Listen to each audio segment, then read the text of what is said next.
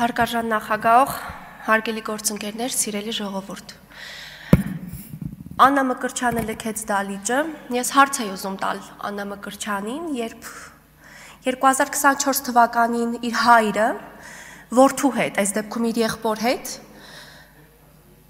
հայր եւ որդի ձեռք-ձեռքի բռնած գնում էին դատախազություն,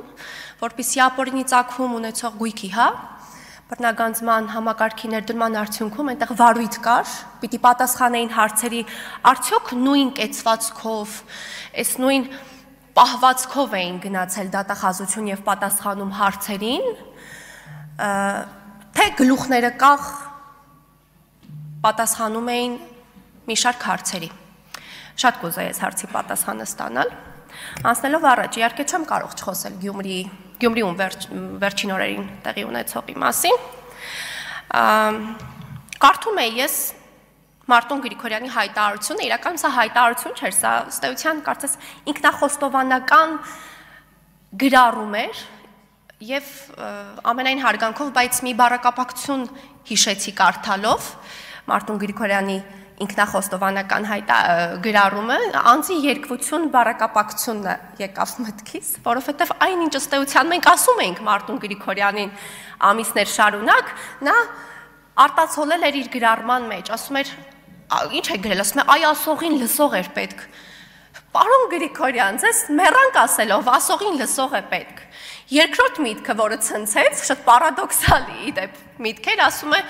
ես ասում էի, որ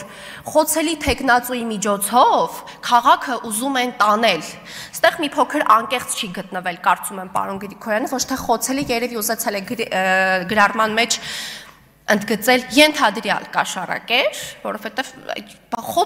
խոցելին դարձնում էիք քաղաքապետ, այս ինչ իրարամերժ գործողություններ եք անում, պարոն Գրիգորյանի, դեպ իսկապես երկրորդելով Տիկին Պալյանին, ուր է պարոն Գրիգորյանը, մշտապես կորցնում ենք պարոն Գրիգորյանին։ Սեյրան Օհանյանի հայտարարությունն էր շատ հետաքրքիր, ասում եմ, մենք սատարում ենք, ուշադրություն խնդրում եմ, հարգելի գործընկերներ, գյումրեցիների մեծամասնությանը, ովքեր իրենց ձայնը տվել են Վարդան Ղուկասյանին, ստեղ էլ մի տեսակ հիշողության կարծես պրոբլեմ ունենք, կամ թվային գիտելիքների, որովհետև ըստ էության ձայներ չեն տվել, մեծամասնության ձայներ չի ստացել Վարդան Ղուկասյանը եւ ինչ մնում է